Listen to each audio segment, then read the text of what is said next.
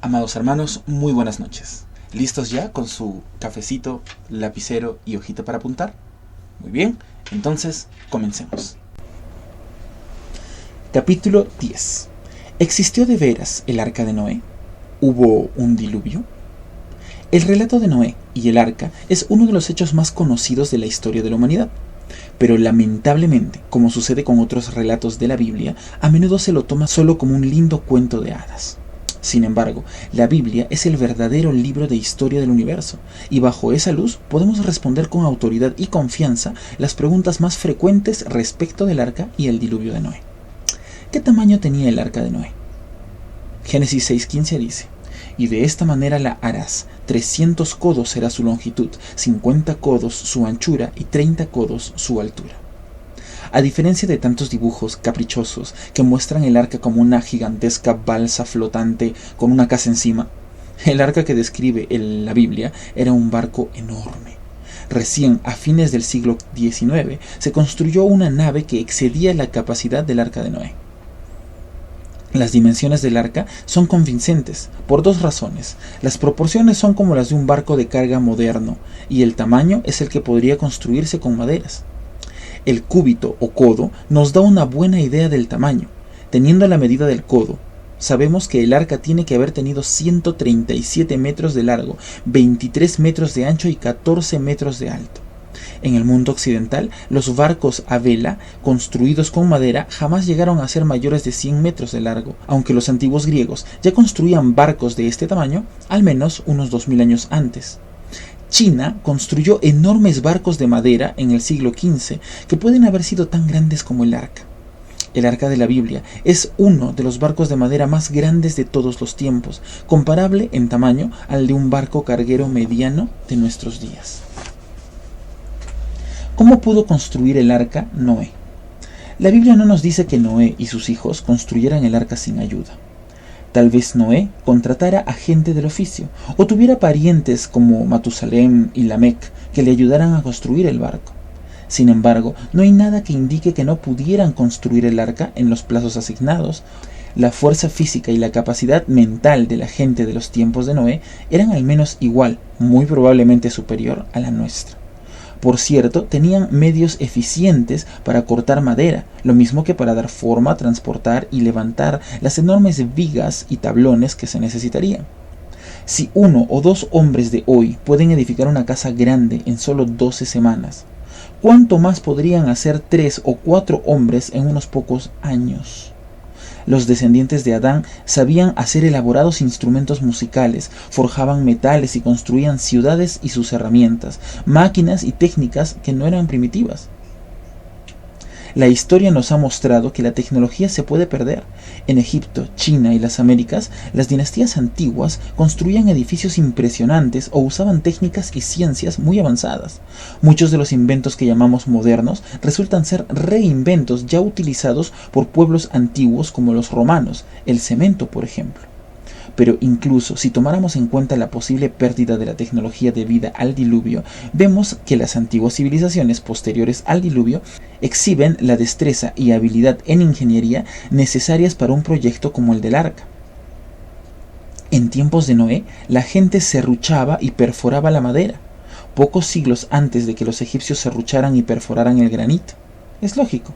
La idea de que las civilizaciones primitivas eran atrasadas es un concepto de la evolución. En realidad, cuando Dios creó a Adán, lo creó perfecto. Hoy el intelecto humano de cada persona se ve afectado por 6000 años de pecado y decadencia. El repentino avance en tecnología en los últimos tiempos no tiene nada que ver con un aumento de la inteligencia. Es la combinación de ideas publicadas y comunicadas y la difusión de inventos clave que se ha convertido en herramientas para la investigación y producción. Una de las herramientas más recientes es la computadora, que compensa en gran medida nuestra decadencia natural en el desempeño mental y la disciplina, porque nos permite recoger y almacenar información como tal vez no se haya logrado jamás en el pasado. ¿Y cómo pudo Noé reunir a tantos animales? Génesis 6:20. De las aves según su especie, y de las bestias según su especie, de todo reptil de la tierra según su especie, 2 de cada especie entrarán contigo para que tengan vida. Este versículo nos dice que Noé no tuvo que buscar ni viajar grandes distancias para poder llevar a los animales en el arca. El mapa del mundo era completamente diferente antes del diluvio, y sobre la base de Génesis 1 tal vez hubiera un único continente.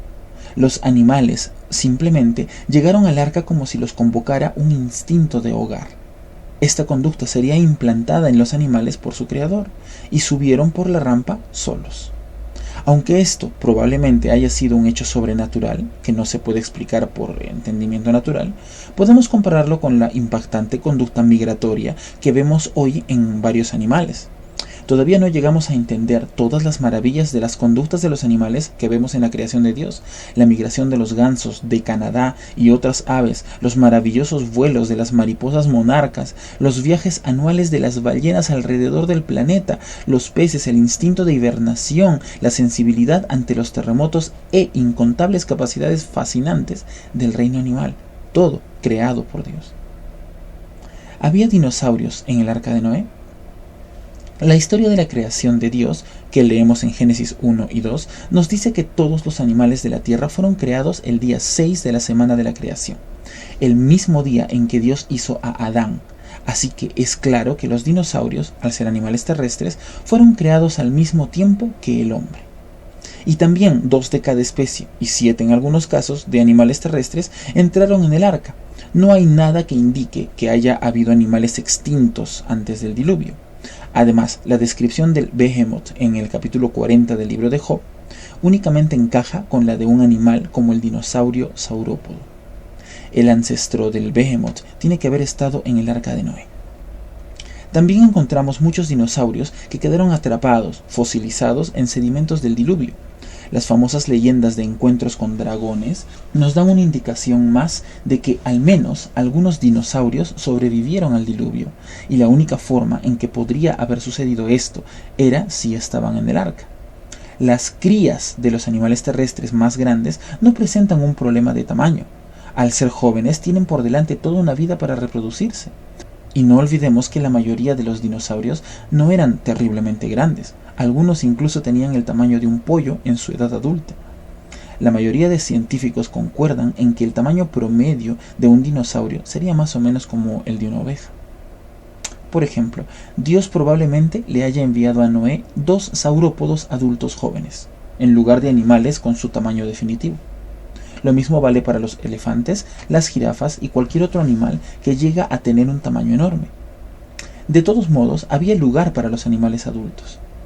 En cuanto a la cantidad de distintos tipos de dinosaurios, hay que reconocer que aunque hay cientos de nombres para las distintas especies o variedades de dinosaurios que se fueron descubriendo, probablemente solo hubiera unos 50 tipos distintos en realidad. ¿Cómo pudo meter Noé a todos los animales en el arca? Génesis 6:19. Y de todo lo que vive, de toda carne, 2 de cada especie meterás en el arca para que tengan vida contigo, macho y hembra serán. El libro Noah's Ark, A Feasibility Study de John Woodmarup sugiere que como máximo lo que se necesitaba era que 16.000 animales entraran en el arca para preservar las especies creadas por Dios. El arca no necesitaba llevar a todos los animales y Dios tampoco mandó que Noé lo hiciera. Llevaba 2 animales terrestres, no anfibios, y de los que se arrastran por la tierra, además de animales alados como los pájaros. La vida acuática, los peces, las ballenas, etc., y muchos animales anfibios podían sobrevivir en cantidad suficiente fuera del arca. Con esto se reduce drásticamente la cantidad total de animales que debían llevarse a bordo. Otro factor que reduce significativamente los requerimientos del espacio es que en tiempos de Noé no existía la tremenda variedad de especies que vemos hoy. Solo los tipos de cada especie harían falta para volver a llenar la tierra. Por ejemplo, solo haría falta 2 perros para que surgiera todas las especies de perros que existen hoy. Los cálculos creacionistas para la máxima cantidad de animales que habrían tenido que estar a bordo del arca han ido de unos pocos miles hasta 35.000, pero tal vez solo fueron 2.000 si se toma el tipo bíblico, aproximadamente como el de la clasificación de familias en nuestros días. Y como dijimos antes, Noé no habría llevado los animales más grandes en el arca. Es más probable que llevara animales jóvenes para repoblar la tierra después de que pasara el diluvio. Estos animales jóvenes requieren de menos espacio, menos alimento y producen menos desechos.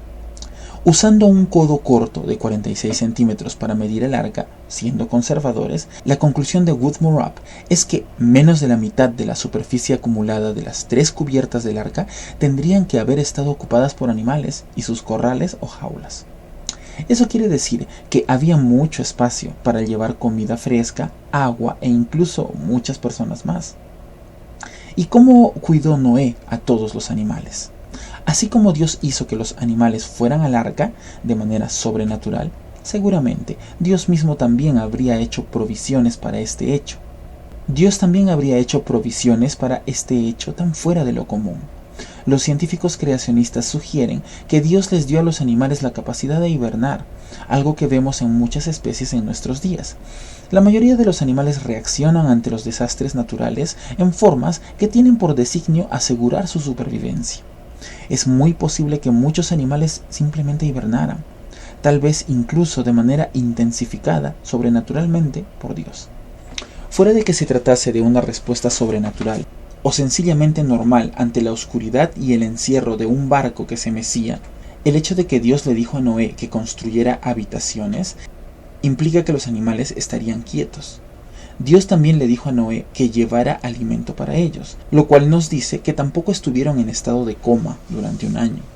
Si pudiéramos recorrer el arca mientras se construía, sin duda nos maravillaríamos ante el ingenioso sistema de a bordo para almacenar y distribuir el agua y los alimentos. Woodmore explica en Noah's Ark que hoy un grupo de agricultores puede criar miles de vacunos y otros animales en espacios muy reducidos. Uno puede imaginar todo tipo de dispositivos que en el arca habrían permitido que pocas personas alimentaran y se ocuparan de los animales, desde los bebederos hasta la limpieza de sus desechos. Woodmore señala que no habría necesidad de aparatos especiales para que 8 personas se ocuparan de 16.000 animales, pero en caso de que los tuvieran, ¿cómo funcionarían?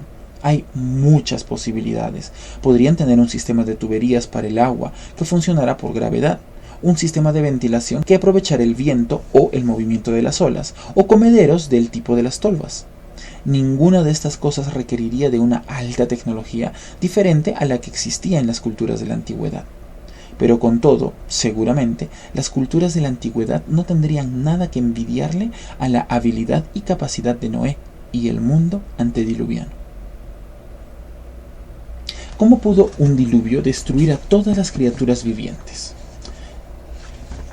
Génesis 7, 21 al 22 dice: Y murió toda carne que se mueve sobre la tierra, así de aves como de ganados y de bestias, y de todo reptil que anda arrastrándose sobre la tierra, y todo hombre, todo lo que tenía aliento de espíritu de vida en sus narices, todo lo que había en la tierra, murió. El diluvio de Noé fue mucho más destructivo de lo que podría serlo cualquier tormenta que durara 40 días. Las escrituras nos dicen que se abrieron las fuentes del gran abismo, es decir, que hubo terremotos, volcanes y géiseres de lava fundida y agua hirviendo que surgieron de la corteza terrestre en una catástrofe violenta y explosiva. Esas fuentes siguieron escupiendo líquido ardiente durante 150 días, por lo que la tierra estuvo unos 5 meses sacudiéndose y estremeciéndose bajo el agua.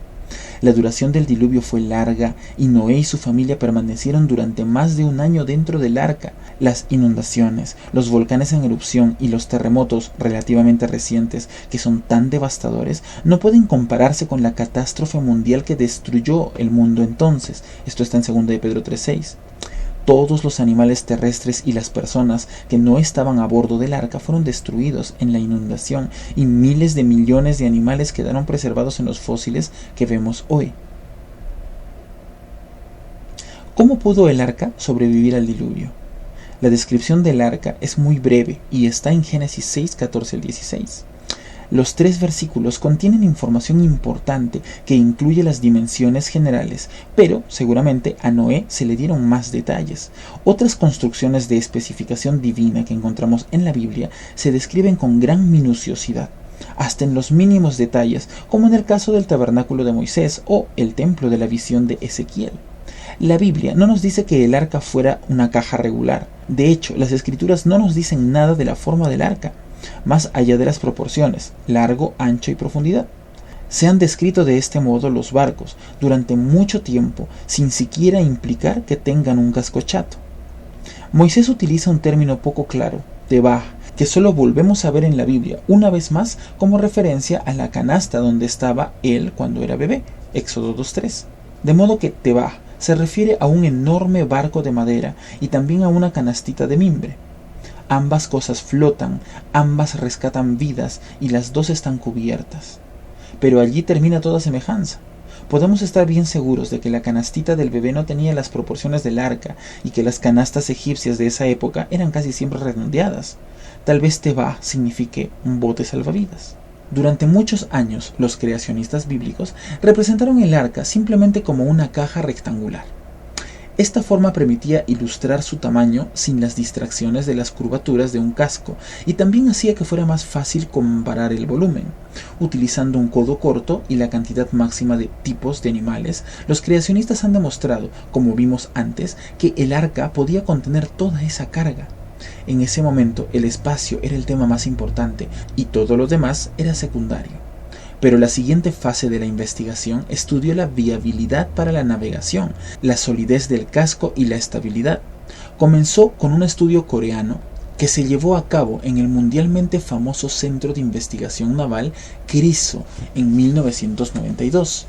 El equipo de 9 investigadores del CRISO estaba encabezado por el Dr. Hong, que hoy es director general en el Centro de Investigaciones. El estudio confirmó que el arca podía soportar olas de hasta 30 metros de altura y que las proporciones del arca de la Biblia eran prácticamente óptimas. Interesante admisión de parte del Dr. Hong, que cree en las ideas de la evolución y que afirma abiertamente que la vida comenzó en los océanos. El estudio combinó el análisis con pruebas con maquetas en oleaje y con parámetros navales. Pero el concepto era simple: comparar el arca de la Biblia con otras 12 naves del mismo volumen, pero con diferente largo, ancho o profundidad. Se midieron 3 aspectos: la estabilidad, la solidez del casco y la comodidad.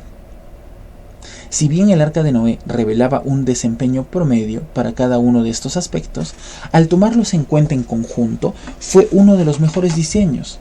Es decir, que las proporciones muestran un cuidadoso equilibrio en el diseño que se pierde si se modifican de manera incorrecta. No ha de sorprendernos que los barcos modernos tengan proporciones similares. Son las proporciones que funcionan.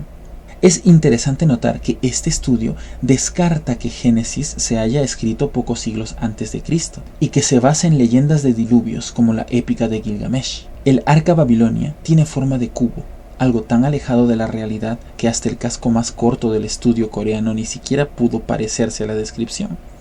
Pero esperaríamos que en otros relatos que hablan de diluvios, como en el de Gilgamesh, hubiera errores, porque la historia de Noé tiene que haber sufrido distorsiones al ser transmitida de cultura en cultura.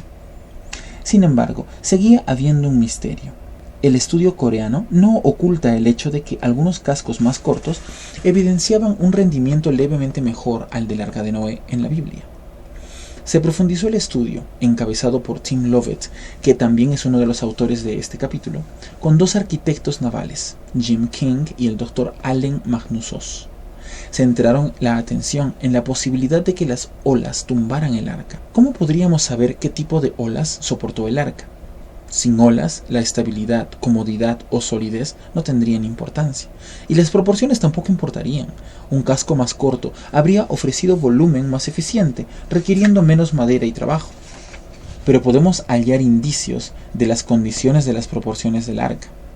El estudio coreano había supuesto que las olas provendrían de todas las direcciones. Con ello funcionarían mejor los cascos cortos, pero las olas de los océanos por lo general vienen impulsadas por los vientos con dirección, con lo cual un casco más corto y ancho resulta mejor.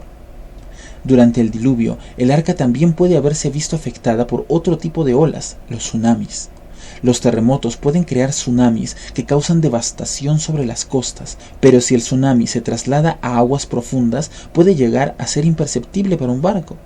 Durante el diluvio, el agua tiene que haber subido mucho. Hoy en los océanos hay agua suficiente como para cubrir la tierra hasta unos 2.7 kilómetros de altura. La Biblia dice que el arca se elevó sobre la tierra, Génesis 7:17. Si el agua arrastró al arca desde terrenos en altura, habría evitado la devastación original de las costas y las tierras más bajas sin que los tsunamis la afectaran luego durante el resto del viaje. Pasados ya varios meses en el mar, Dios envió un viento, eso está en Génesis 8:1, que puede haber producido olas enormes, porque son las que causan los vientos fuertes y persistentes.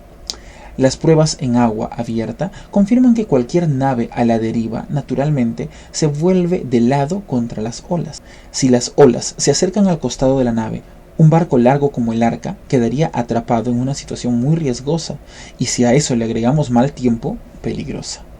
Esto podía evitarse si la nave atajaba el viento por la proa y el agua por la popa. Se alinearía como una veleta. Son características que parecen haber inspirado muchos de los diseños de los barcos de la antigüedad. Si el arca apunta hacia las olas, las proporciones del barco alargado crean un viaje más controlado y confortable. Al avanzar lentamente gracias al viento, no necesita velocidad. Pero la Biblia sí nos dice que el arca andaba sobre la faz de las aguas. Génesis 7:18. Comparados con una proa y una popa, los extremos chatos no son tan resistentes y presentan bordes vulnerables a los daños cuando atracan o parten. El viaje tampoco es confortable. Como la Biblia nos da las proporciones de un verdadero barco, tiene sentido pensar que su aspecto y desempeño eran los de un barco. Existen muy buenos diseños que evitarían que las olas tumben el barco si son generadas por los vientos. Las escrituras no nos indican que en la proa hubiera un elemento que atajara el viento. El relato abreviado que vemos en Génesis tampoco menciona el agua potable, la cantidad de animales, ni cómo salieron del arca. Que el arca de Noé haya tenido herramientas que los ayudaran a sobrevivir, que no están escritas en el relato resumido del Génesis, no debilita su veracidad. ¿De dónde vino tanta agua? Génesis 7:11-12.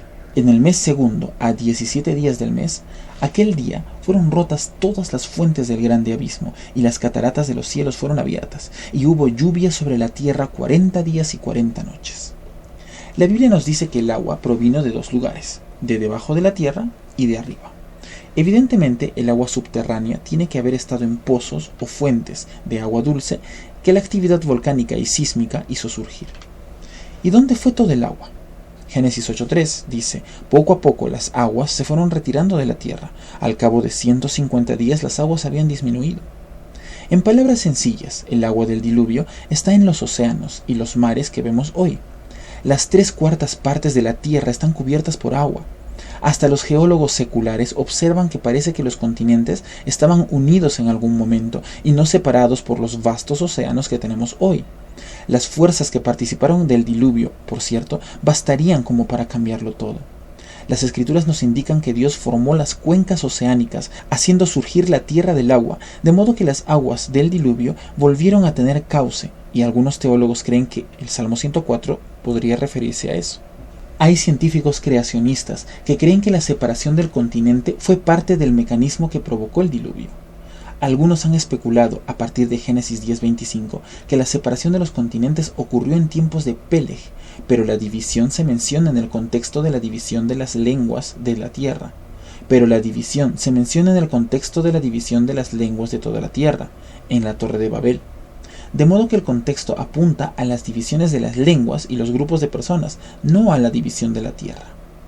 Si en tiempos de Peleg hubiera habido un movimiento masivo de continentes, se habría producido un nuevo diluvio mundial. La Biblia indica que los montes de Ararat existían para que el arca pudiera posarse allí, por lo que las placas indoaustralianas y la Eurasia tendrían que haber colisionado ya, indicando que los continentes ya se habrían movido antes de Peleg. ¿Fue global el diluvio de Noé? Génesis 7:19-20 dice: y las aguas prevalecieron mucho en extremo sobre la tierra, y todos los montes altos que había debajo de todos los cielos fueron cubiertos. 15 codos en alto prevalecieron las aguas, y fueron cubiertos los montes. Hay muchos cristianos hoy que afirman que el diluvio de los tiempos de Noé fue local. Estas personas creen, en general, que el diluvio fue local porque han aceptado la historia de la evolución de la Tierra, que interpreta que las capas fósiles cuentan la historia de la aparición de la vida en secuencias a lo largo de millones de años. En una época, los científicos entendían que los fósiles sepultados en sedimentos de lodo y arena traídos por el agua eran en general el resultado del gran diluvio. Los que hoy aceptan la teoría de la acumulación gradual de fósiles a lo largo de millones de años descartan con esta idea la evidencia de que el diluvio fue global. Por eso muchos cristianos negocian insistiendo en que el diluvio fue local. Los secularistas niegan de plano la posibilidad de un diluvio mundial. Pero si pensaran desde la perspectiva bíblica, verían que hay abundante evidencia de que el diluvio fue global. Los que aceptan los tiempos de la evolución, con la gradual acumulación de los fósiles, también están robándole a la caída de Adán sus graves consecuencias. Ponen a los fósiles, testimonios de la enfermedad, del sufrimiento y la muerte, antes del pecado de Adán, que trajo la muerte y el sufrimiento al mundo. Al hacerlo, también están menoscabando el significado de la muerte y resurrección de Cristo. Esto le quita todo sentido a la descripción de Dios de que su creación completa era muy buena. Si el diluvio solo afectó al área de Mesopotamia, como lo afirman algunos, ¿por qué tendría que construir Noé un arca? Podría haber caminado al otro lado de las montañas para escapar. Y lo más importante, si el diluvio hubiera sido local, los pueblos que no vivían cerca no se habrían visto afectados, escapando así al juicio de Dios por el pecado. Además, Jesús creía que el diluvio había matado a todas las personas que no estaban en el arca. ¿Qué otra cosa podría haber querido decir Cristo cuando comparó el juicio mundial por venir con el juicio de toda la humanidad en tiempos de Noé? Eso está en Mateo 24, 37, 39. En 2 de Pedro 3, el juicio que vendrá por fuego se compara con el juicio pasado del diluvio de Noé, que fue de agua. Por eso, si en tiempos de Noé el juicio hubiera sido parcial, también el juicio venidero lo sería. Si el diluvio solo hubiera sido local, ¿cómo podrían haberse cubierto las montañas con 6 metros de agua? Génesis 7:20. El agua busca su nivel y no podría haber subido hasta cubrir las montañas en un solo lugar, dejando seco al resto del planeta. Lo que hoy es el monte Everest también estuvo cubierto de agua y se elevó más con posterioridad. Si aplanamos las cuencas oceánicas y las montañas, la cantidad de agua existente podría cubrir tranquilamente toda la Tierra, con una profundidad de hasta 2.7 kilómetros. También es importante observar que si los océanos fueran menos profundos y los montes menos altos, el arca no habría llegado a la cima de lo que es hoy el monte Everest, con lo cual se descartan los argumentos que refutan el diluvio, diciendo que habría falta de oxígeno allí. Y hay más, porque si el diluvio hubiera sido local, Dios habría roto muchas veces su promesa de jamás volver a enviar un diluvio como ese. Dios puso en el cielo un arco iris como pacto entre Dios y el hombre y los animales, diciendo que jamás se repetiría un suceso como ese. Han ocurrido grandes inundaciones locales últimamente, pero nunca un diluvio global que haya matado a todo ser viviente sobre la tierra. ¿Qué evidencia hay en la tierra del diluvio de Noé? 2 de Pedro 3, 5 al 6 dice: estos ignoran voluntariamente que en el tiempo antiguo fueron hechos por la palabra de Dios los cielos y también la tierra, que proviene del agua y por el agua subsiste, por lo cual el mundo de entonces pereció también anegado en agua. En toda la tierra se puede ver evidencias del diluvio de Noé, desde el fondo del mar hasta la cima de los montes. Sea que viajemos en auto, en tren o en avión, las características físicas del terreno indican con toda claridad un pasado catastrófico. Desde los cañones a los cráteres, a los yacimientos de carbón y las cavernas, hay capas de estratos que se extienden de un continente al otro, revelando los efectos de una gigantesca catástrofe. La corteza de la Tierra tiene enormes cantidades de roca sedimentaria en capas que alcanzan kilómetros en algunos casos.